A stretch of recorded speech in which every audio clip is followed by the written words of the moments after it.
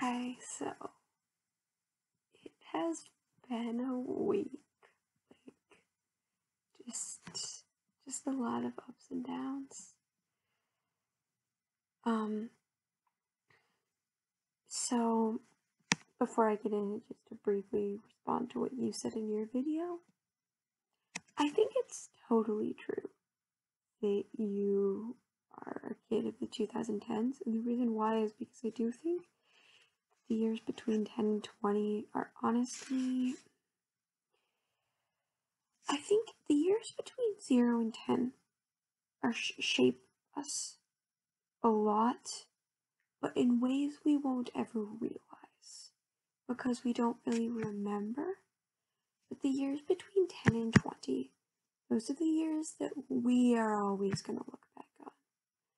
That's always going to be the music we remember, the shows we remember, the time that we made our best friends, the time that we had our first important relationship.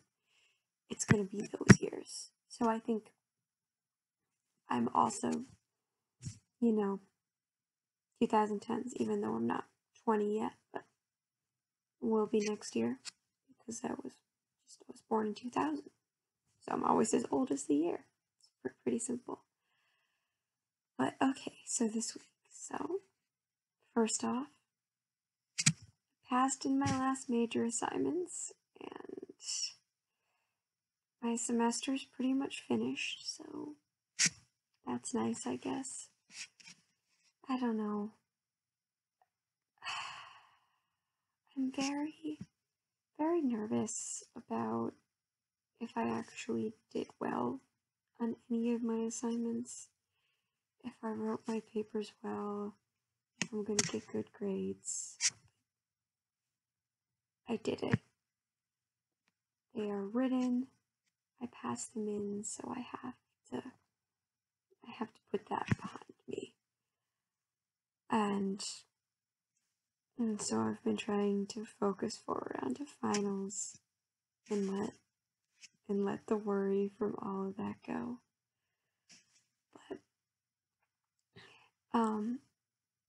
I found out this week 2 things that were really sad for me.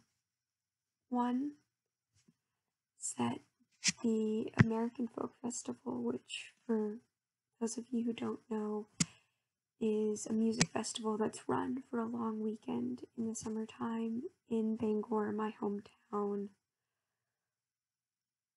like 20 years now. Maybe a little bit less, maybe a little bit more. I don't really know, but it's always been one of my favorite events because Bangor is just a very small, rather white place, honestly. And the folk festival just always brought a bit of the world to us. And I just loved it so much. And I got so excited for it every year. And I spent like my entire day there for like all 3 days. So that was just sad for me. And then the other thing that I found out this week is that I'm not going to live with the same people next year just because one of my roommates wants to live with some of his friends closer to campus than we live. And my roommate, Rebecca, thinks that we should get places together because I'm going to be gone fall semester and she's going to be gone winter semester. And the thing about it that really hit me was the realization that we won't be here at all together next year. And that just made me sad because I just adore Rebecca. Like, Rebecca's the best. She's so funny and she's so thoughtful, and we always have the most interesting conversations in between studying. And she makes the best food, so the apartment always smells nice. And she sings like she's a professional Broadway actor. Her voice is amazing. She can sing anything. And she's a kind, sweet person who I like having around. And we are very good at talking when we aren't in the same place. We barely talked at all this summer, which it's just, I don't know. So maybe just I just need to work harder with that, but I'm just gonna miss her a lot next year. The flip side of that, I would say though, is when I was sad about those things, I just, messaged my boyfriend and he just got back to me immediately and we just had a really fun, sweet conversation. And just,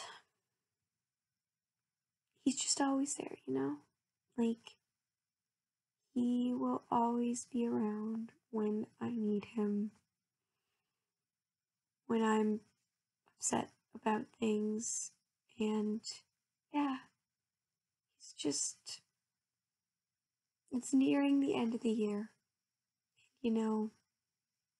I started dating him in February, and I'm just so thankful for him. He's the best. He's always there, and I love him so much. And also, I got to talk with a lot of my other friends this week. I got to have a nice long phone call with Alexei, and I got to have a nice long phone call with my sister Julia, which doesn't happen every week, and that always makes me happy. And one of the things that was good about this week is my friends, and there's just a lot of people I'm really proud of this week.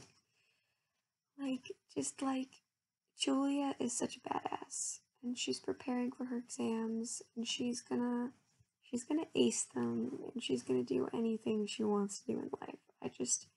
Talking to her, there is nothing that could hold Julia back, and I'm so proud of her. And Alexei is just like cruising with Marlon. He's just got life down. And yeah, and then Ethan, we got some papers back this week, and he was so concerned about that paper. And he got the best grade in the class. The professor asked to keep a copy of it for like an example, which was pretty amazing. And my friend Sarah did something that was pretty difficult for her this week, but it's something she's been building up to for a long time, and she finally did it, and I'm just really proud of her. And I'm really proud of you, Kara, because like you had a hard week too, but you did good. Everyone did good this week. And I always love it just when everyone else is doing good. And this week on Thursdays we usually play D&D, but Ethan wanted to invite one of his friends, Antonia, to come with us to play, and so we decided to just play board games. And Antonia is such a lovely individual. She's just a very like sweet, graceful, smart person. Like she just, in the best way possible, is elegant. She's just an elegant person. And we played Betrayal on the House of the Hill, which is this, board game that's basically like a bunch of B-rated horror movies in a box, to quote Ethan. And you explore a house, and at some point, an evil event starts, and depending on which character with which item in which room started the evil event, it's a different thing. So that was fun, and I won, which I loved. And we made really good soup, and we made really good mulled wine. And after the board game, Charlie brought out his mandolin, and all of us sang, and it was just really lovely being here with my friends and just, just enjoying a relaxing moment at home. Because, like, Montreal is home now for me. And on that note, I actually finally took just a few short videos of my street, so I thought I'd put those in here now. Hey, so this is my neighborhood, and promised I live on this street called Rubag, and it's in the old Jewish area, and it's just, you know, cute. As you can see, evidence that I live in the Jewish area. Something else you should know about Montreal is we have the coolest murals, and that's the closest one to where I live. Beyond that, let me just tell you a little bit about a few parts of Montreal that I didn't put in there. I wanted to also take videos of campus, because I was at campus earlier today, but when I pulled out my phone, it did the cold snap thing, where it like immediately died, so I took that as a sign. McGill's campus is beautiful.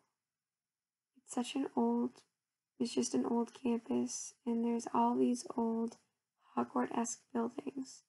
The best library and the best building is the Islamic Studies building, which has these beautiful stained glass windows.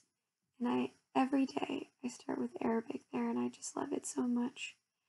And then my other favorite parts of the city, there's this park that's just, if you walk like 20 minutes east from where I live, you get there. And it's really beautiful, and it's embarrassing that I can't remember the name because it is a massive park. But there's lovely bridges and lovely water, like a lake that you can walk around, and I really want to have a picnic there with Ethan sometime. So hopefully we get to do that. And then there's Chinatown, and Chinatown is right next to where Ethan lives, so I'm there a lot. And there's just a few streets in Chinatown, but it's so cute, and they have the best dumpling restaurants. And then there's Old Port, which is closer to where I lived last year, and it's just got, like, you know, all the adorable touristy stuff. And those are all my favorite parts of the city. And just, I'm not a very good Montrealer. My French isn't good enough to justify that. I'm not Canadian. But I do really feel like this is my home now. And yeah, maybe it's because of Ethan, partially, but I think it's also just that I've grown used to the city and I know my way around it, and I just feel relieved when I get back here from Bangor because, like, I understand where I am here. I know who I am, I know what my goal is, I know where I stand. Last note, it's almost Christmas. It is December.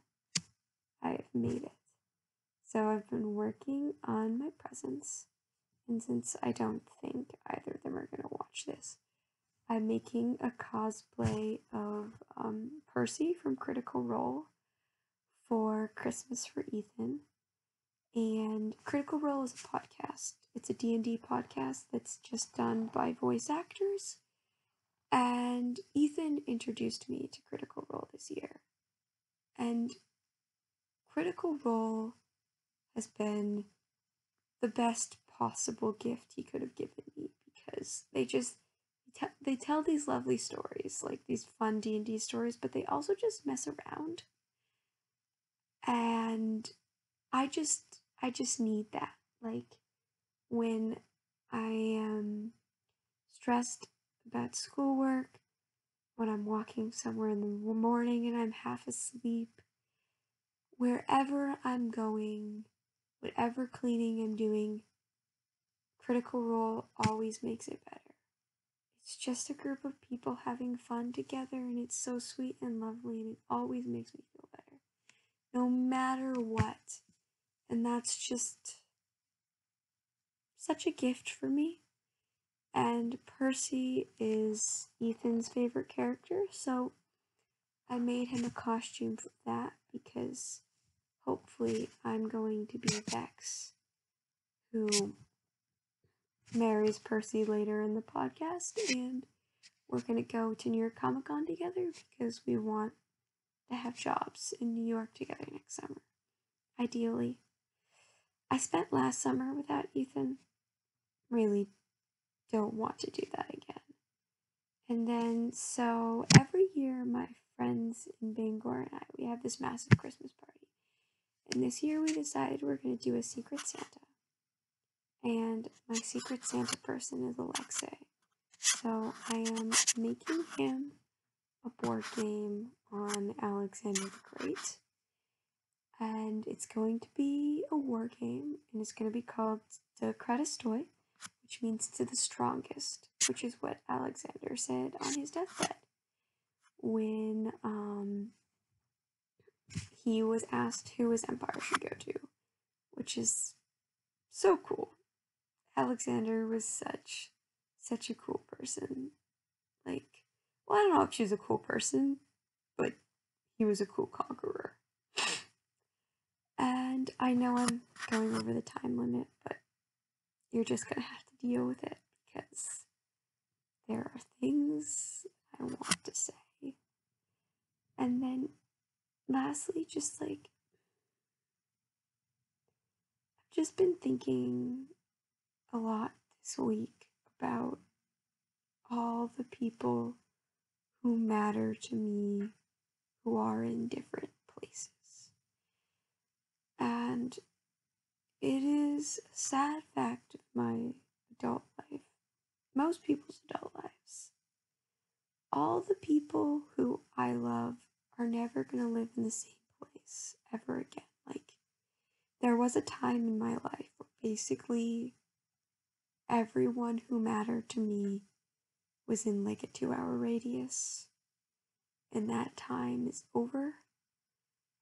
But I'm just gotta work to stay in touch with everyone because something I find annoying about English is there's only one word for love, right? And so people just take that as a romantic word. Whereas in like a lot of other languages, there's lots of different types of love. Like there's so many different words for it in Arabic. And just